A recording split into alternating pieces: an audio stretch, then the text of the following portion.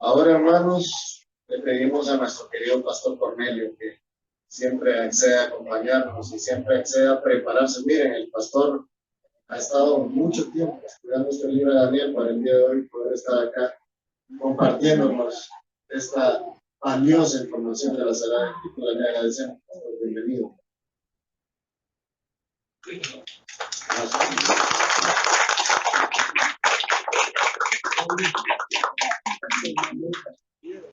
Muchas gracias por la calurosa bienvenida.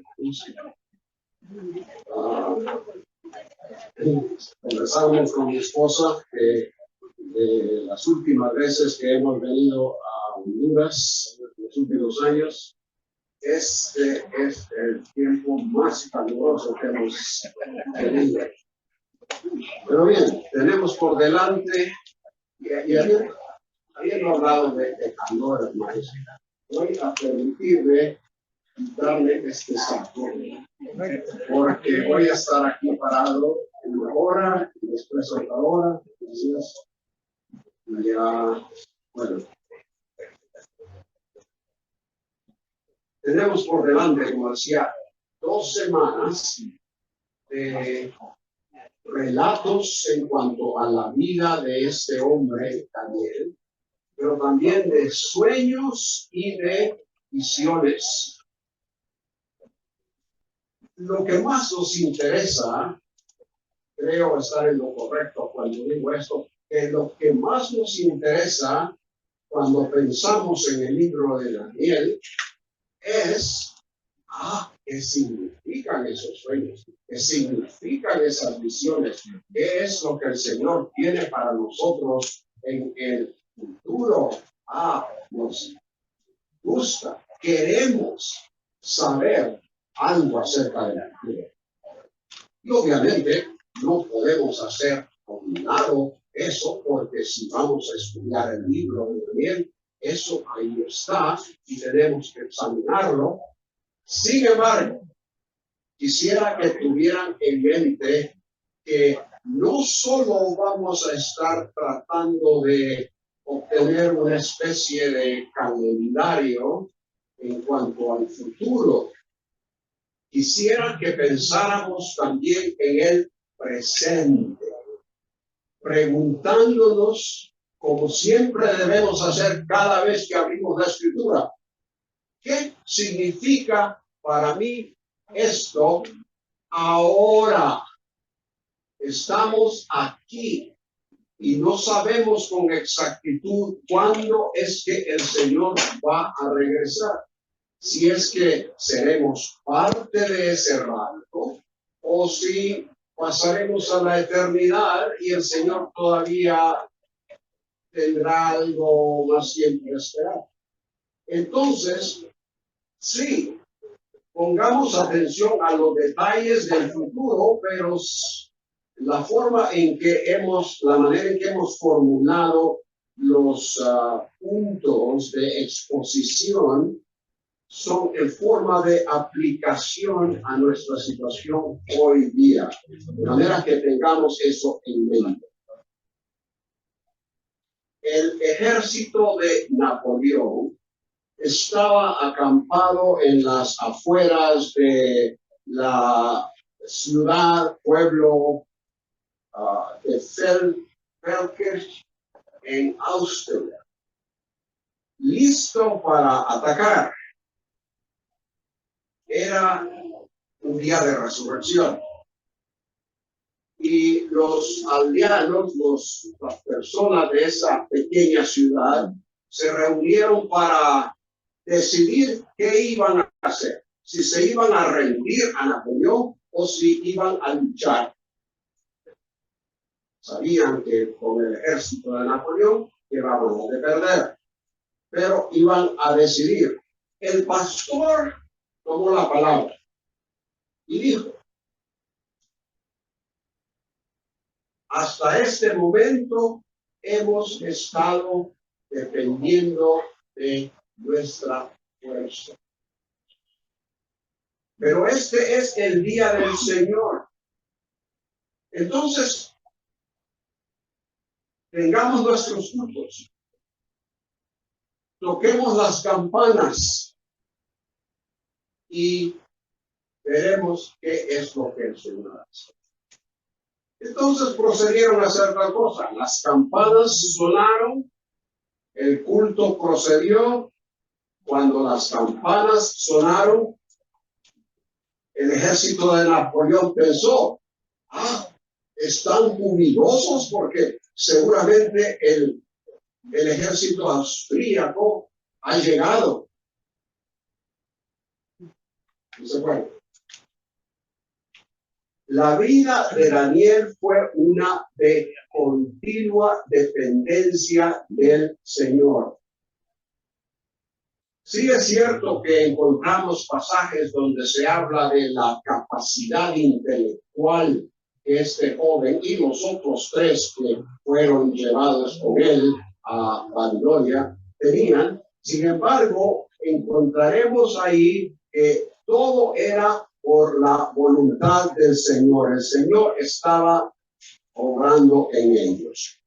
Y es así como tenemos entonces en esta primera conferencia el tema de total y continua dedicación, confianza en el Señor. Después de que Josías, el último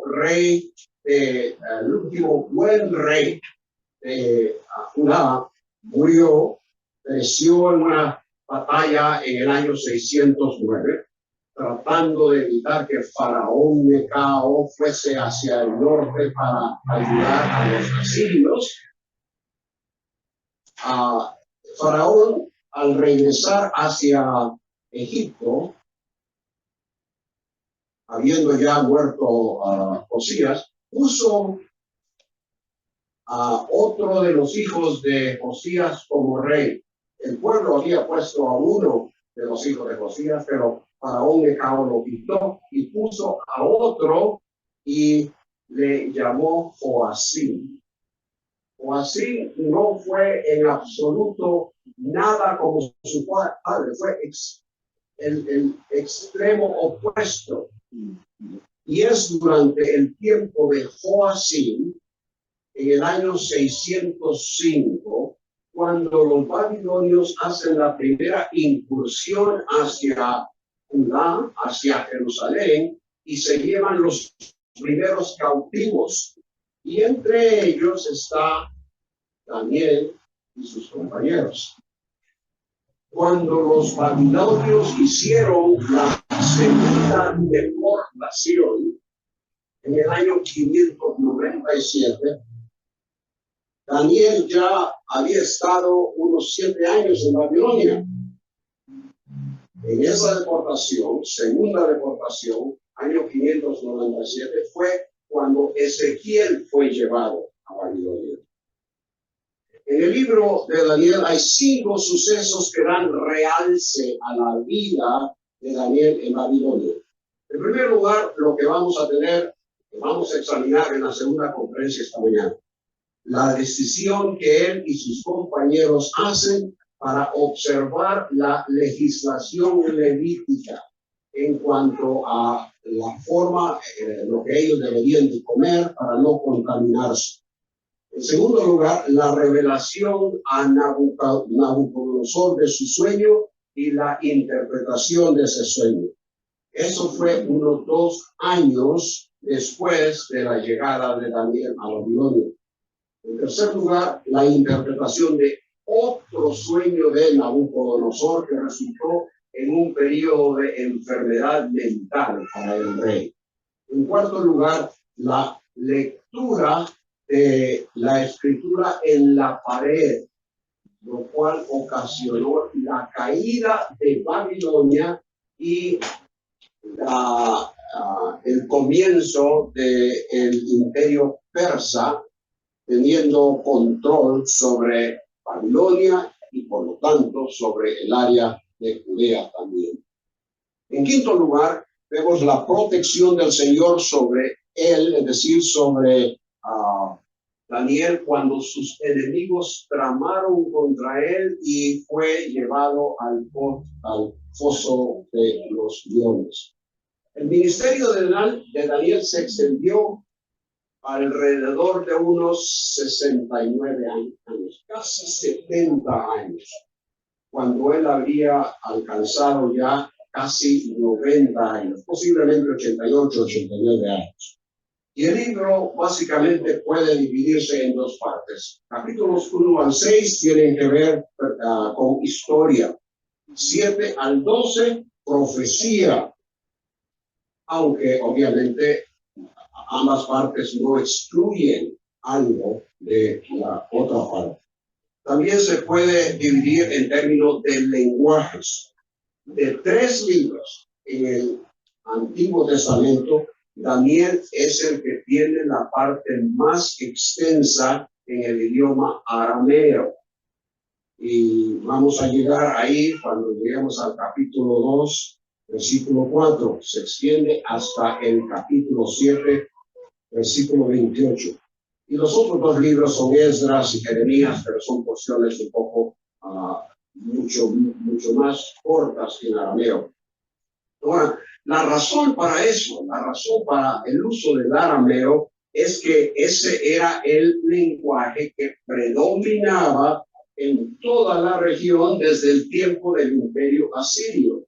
Pero era que cuando los babilonios vinieron y tomaron control de toda el área, ellos prácticamente adoptaron el idioma arameo, de manera que tanto los babilonios como los persas, después de ellos, continuaron usando el arameo.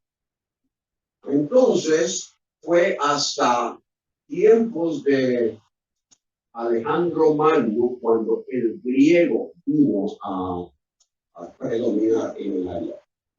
Otro aspecto interesante en cuanto al uso del arameo es que la sección, y esto es importante, la sección donde se usa en el libro de Daniel, se enfatiza el desarrollo del poderío gentil que seguiría al imperio babilonio, con una proyección hacia el futuro que va más allá aún de nuestra propia situación hoy día. Entonces, en resumen, la vida de Daniel fue una de total dedicación a Dios, dando honor a su grandeza, soberanía, su palabra, conduciéndose él siempre en acorde con el carácter divino y en absoluta dependencia de él, demostrada en oración. Bueno, ese fue Daniel. ¿Qué nos dice eso a nosotros hoy? He aquí la aplicación. Sin importar nuestra edad, y esto es importantísimo, lo vamos a ver en detalle dentro de unos minutos, sin importar nuestra edad, demostremos total dedicación a Dios con una vida que en acorde con su palabra testifique al inconverso, sea de servicio al creyente y en oración dependa del Señor. Entonces, en cuanto a estos principios de aplicación, en primer lugar, una vida de total dedicación a Dios es factible para adolescentes, adultos y ancianos. Daniel, como dijimos, fue llevado a Babilonia en la primera deportación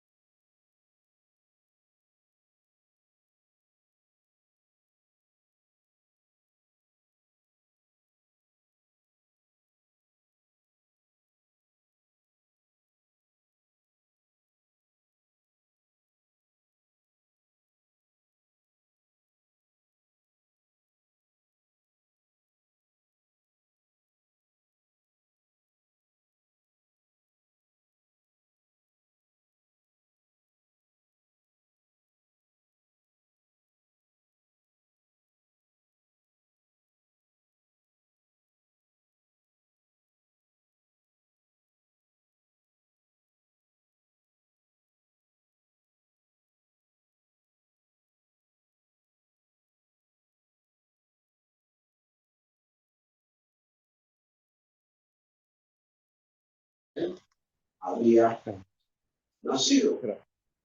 Porque en el año 605 fue llevado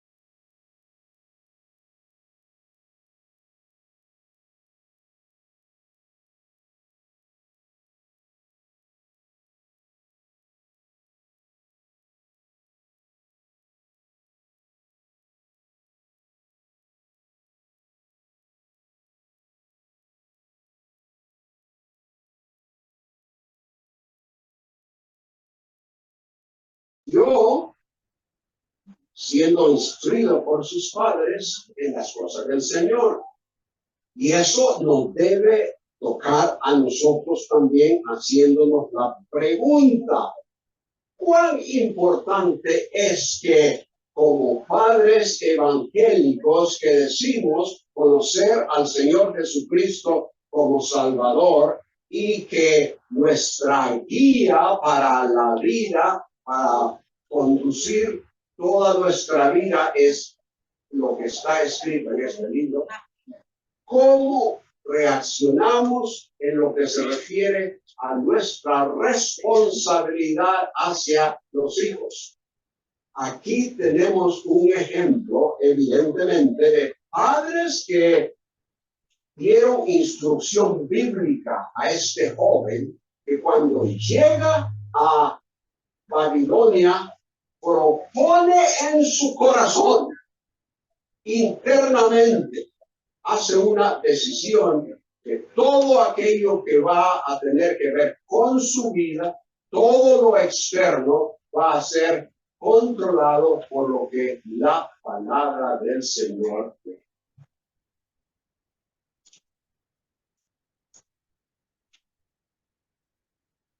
No solo qué enseña esto a los padres, pero qué enseña eso a los jóvenes, a los adolescentes. Que las enseñanzas de la palabra de Dios, sea que vengan de los padres o de la iglesia, deben de ser recibidas en el corazón, que deben de ser obedecidas, atesoradas, de manera que las acciones son guiadas por esa palabra. Cuando Daniel y sus compañeros llegaron a Babilonia, no tenían a sus padres con ellos para que les dijeran lo que deberían de hacer. Estaban en una situación prácticamente independientes en cierta forma, pero en otra forma eran prisioneros y se suponía que deberían de obedecer lo que sus captores les habían establecido para ellos. La determinación y dedicación de Daniel no fue temporal, sino que permaneció a través de toda su vida, una vida de total dedicación e identificación con Dios.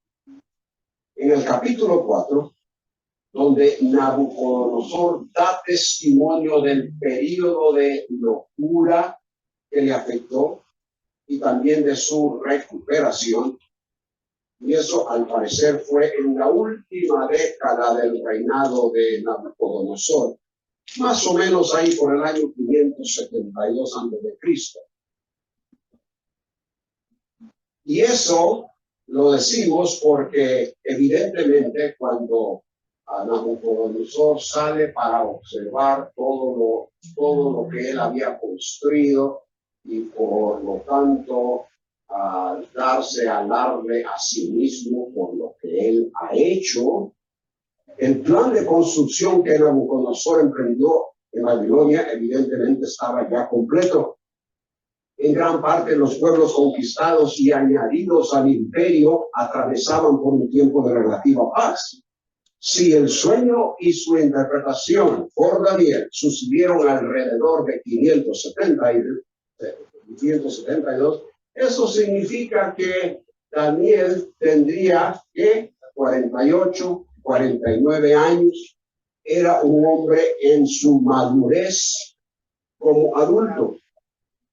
En una trayectoria de unos 30 años en Babilonia, él mantenía su testimonio de tal manera que Nabucodonosor reconoció lo que veía en la vida de Daniel cuando dijo: vinieron los magos, los encantadores, los caldeos y los adivinos y les conté el sueño, pero no me dieron a conocer su interpretación. Pero al fin vino ante mí Daniel, cuyo nombre es Belsasar, como el nombre de mi Dios, en quien está, es decir, en Daniel, el espíritu de los dioses santos.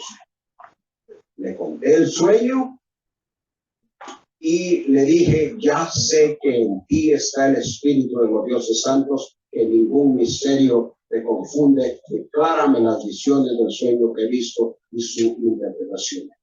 El rey obviamente continuaba en su paganismo. Su interpretación al observar la vida de Daniel era que sus propios dioses, es decir, los dioses de Nabucodonosor, los dioses de los babilonios, afectaban la vida de este hombre. El espíritu de los dioses santos estaba en él, era el concepto que él tenía.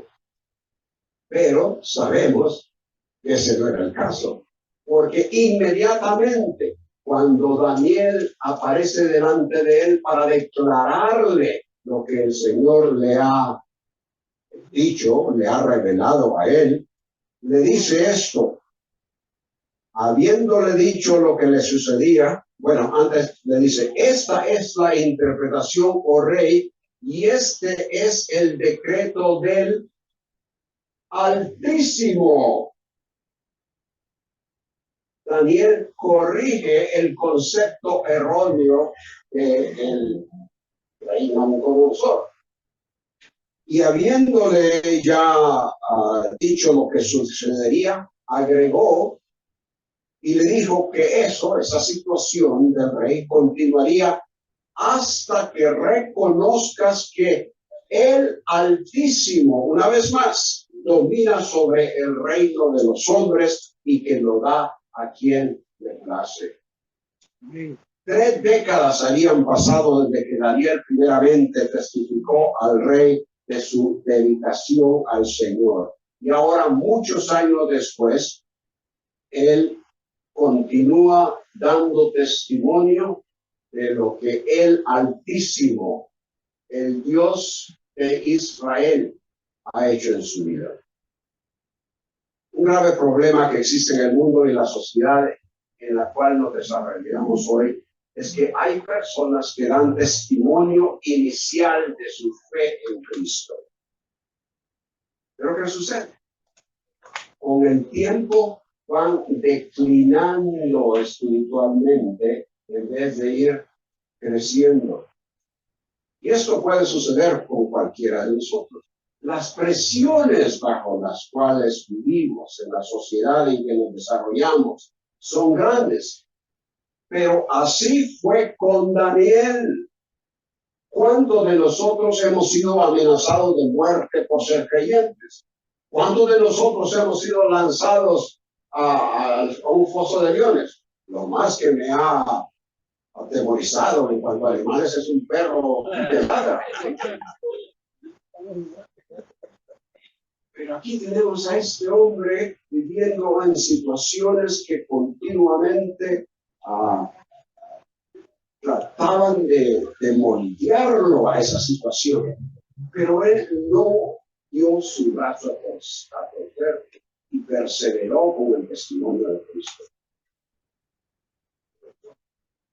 Todos los que hemos testificado de que el Señor es nuestro Salvador, debemos examinarnos a nosotros mismos y preguntarnos: ¿reconocen otros en mí la presencia de Cristo, la dirección del Espíritu Santo en mi vida? Una cosa es que otros digan que soy evangélico, y otra es que digan que hay algo diferente en mi vida, en mi conducta, en mi hablar, en mi trato con los demás. ¿Pueden detectar en mí la presencia de Cristo, la dirección de Dios en mi vida? Permítanme decir algo con lo cual quizás algunos de ustedes no van a estar de acuerdo, pero creo en mi corazón que con el pasar de los años viene a ser más verdad, más verdadero. Y esto es, hoy día decir soy evangélico no vale nada en la sociedad. Pero tenemos que demostrar con nuestra vida como Daniel lo hizo. Siendo un adolescente y ahora siendo un hombre ya maduro, demostrar que en determinado tiempo Cristo entró en mi vida, vino a ser mi Salvador y estoy dedicado a Él hasta que Él me lleve a su presencia. Amén. En el capítulo 5, cuando Daniel tendría unos 85 años, nosotros diríamos tiempo de jubilación. ¿Qué? Se habría también Daniel jubilado de su testimonio en la ancianidad. Cuando vieron la escritura en la pared, llamaron a todos los magos y demás adivinos para que la pudieran leer. La reina madre dijo, hay un hombre en tu reino, le dijo a Belsasar, en quien está, una vez más, la mentalidad pagana, la forma en que lo interpretamos, en quien está el espíritu de los dioses santos. Y en los días de tu padre se halló en él luz, inteligencia y sabiduría como la sabiduría de los dioses. He oído de ti, le dijo Belsasar a Daniel, que el espíritu de los dioses está en ti y que luz, inteligencia, extraordinaria y sabiduría se hallan en ti. Entonces Daniel le predica prácticamente un mensaje a Belsasar, dando testimonio una vez más del Dios Altísimo. El testimonio de Daniel fue una vida de dedicación que continuó hasta en la ancianidad, tan vibrante y real como lo fue en su adolescencia y en su vida como adulto ya maduro. Si hemos dado testimonio de conocer a Cristo, pero hemos sido negligentes con nuestra vida, practicamos, confesémoslo delante del Señor y dediquémonos a verdaderamente vivir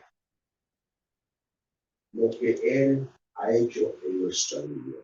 Una vida de dedicación total a Dios es factible para adolescentes, para adultos o ancianos. En segundo lugar, una vida de total dedicación a Dios no puede pasar desapercibida por el inconverso y abre la oportunidad para testificar de él.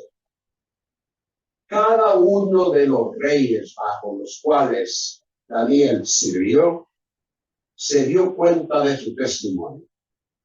Todos reconocieron su identificación con el Dios de Israel y escucharon personalmente de él lo que les dijo acerca del Dios Altísimo, el Dios de Israel. Ya vimos algo acerca del Nabucodonosor y del Belsasar, y de otros veremos a medida que vamos estudiando el libro. Toda persona sabía o escuchaba a Daniel, algo de Daniel, se enteraba de su dedicación a Dios.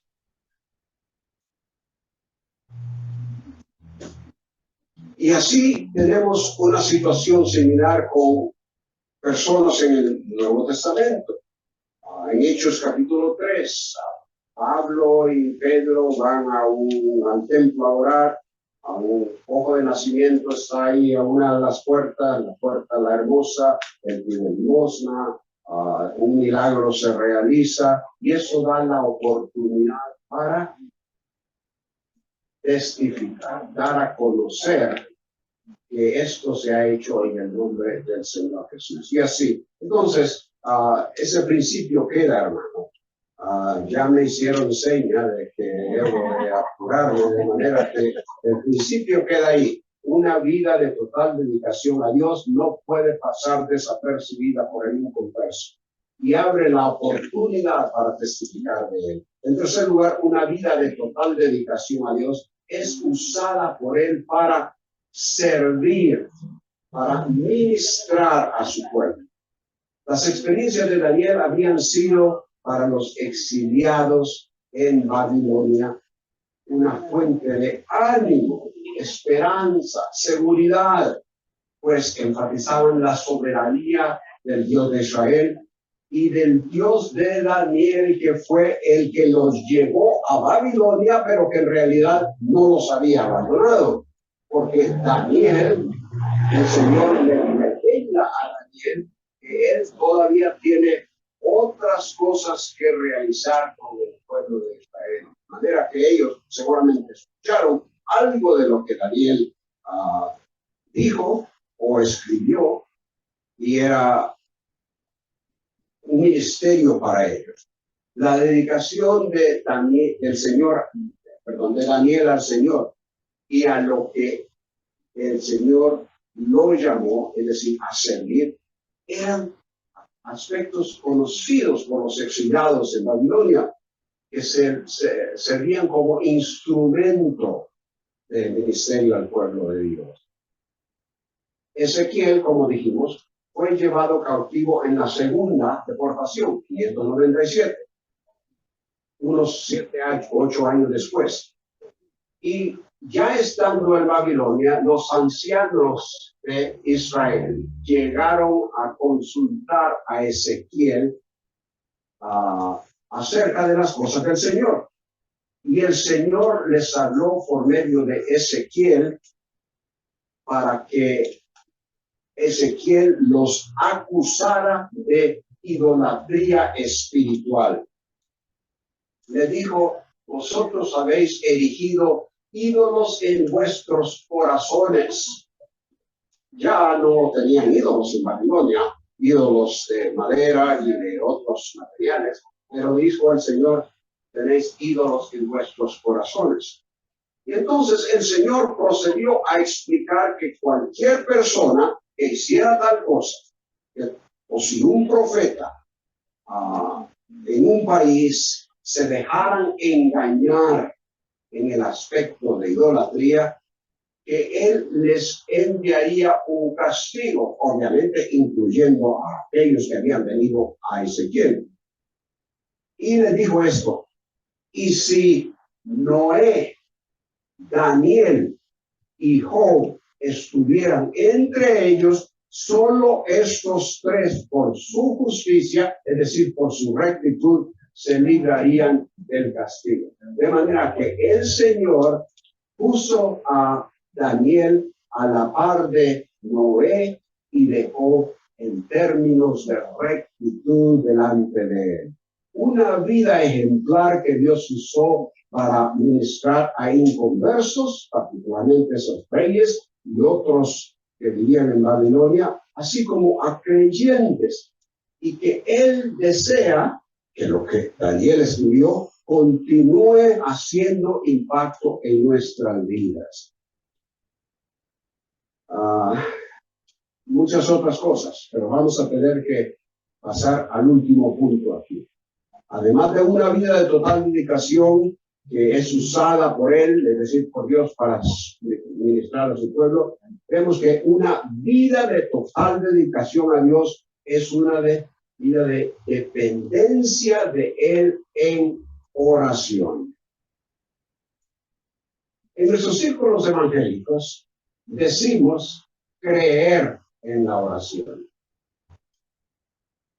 Pero por lo general, creo que cuando la palabra oración se menciona, pensamos en que casi hacemos la palabra petición un sinónimo de oración. Tomamos peticiones de oración. Pero la oración de Daniel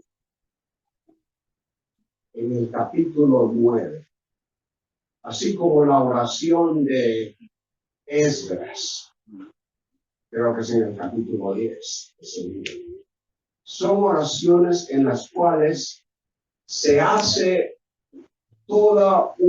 desarrolla todo un momento y tiempo de adoración, de agradecimiento, de reconocimiento de pecado. Y no es sino hasta allá, más adelante, que la petición sale a reducir.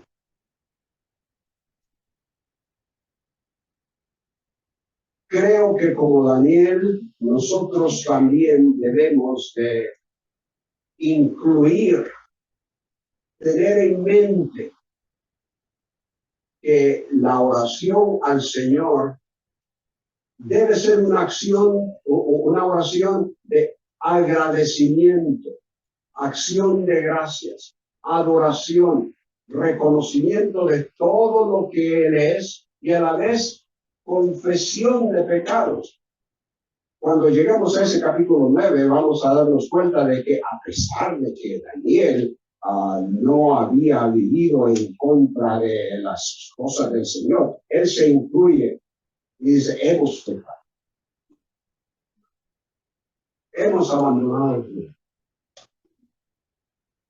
Y creo que eso es algo que debemos incluir. La oración del creyente no es un intento para forzar la mano de Dios, sino que un humilde reconocimiento de nuestra incapacidad y dependencia de Él. Cuando nos arrodillamos en oración, sabemos que no somos nosotros quienes controlamos al mundo, como para suplir para nuestras propias necesidades con nuestros propios esfuerzos. Toda buena cosa que deseamos para nosotros y para otras personas, debemos buscarla en Dios.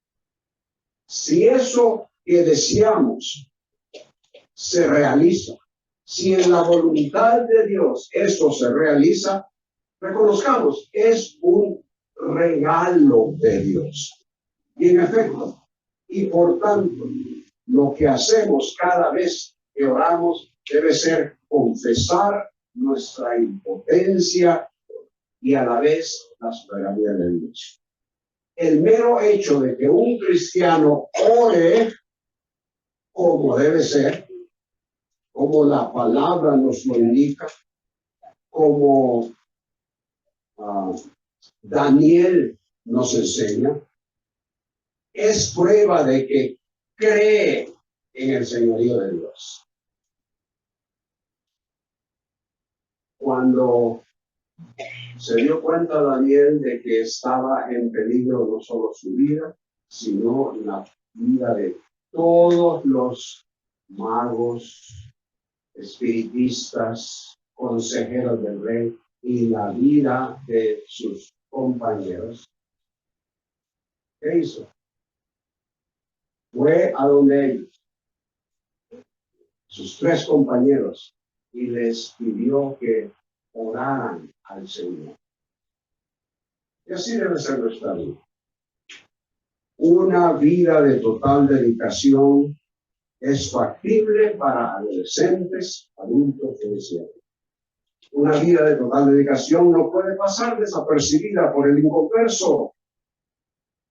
Y a la vez nos abre la oportunidad para testificar de él.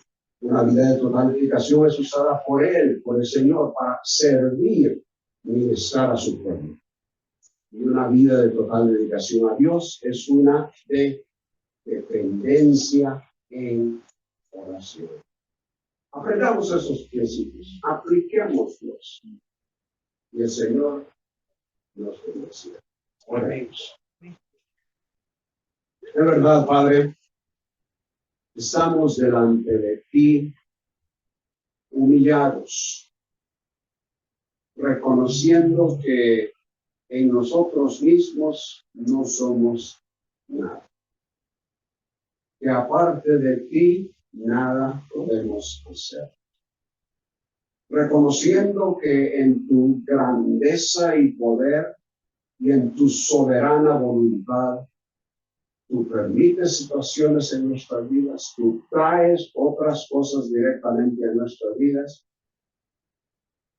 en cuyas situaciones debemos de depender de ti. Ahora, Señor, hemos comenzado estas 2 semanas para estudiar tu palabra, para estudiar lo que tú revelaste a Daniel, para que fuese instrucción a su pueblo allá en Babilonia y a las muchas otras ciudades que después vendrían, hasta llegar a ese tiempo cuando nosotros, los que hemos reconocido a tu Hijo, el Mesías de Israel, como nuestro Salvador, también somos instruidos con esas palabras de hace tanto tiempo. De manera que te pedimos, Señor, que nos ayudes a desarrollar nuestra vida presente a la luz de la perspectiva futura que tú tienes para nosotros. Que podamos verdaderamente demostrar que nos dirigimos en esta vida, estamos atravesando únicamente una jornada que nos lleva a tu presencia y a tu bendición. En el nombre de Cristo. Amén. Amén.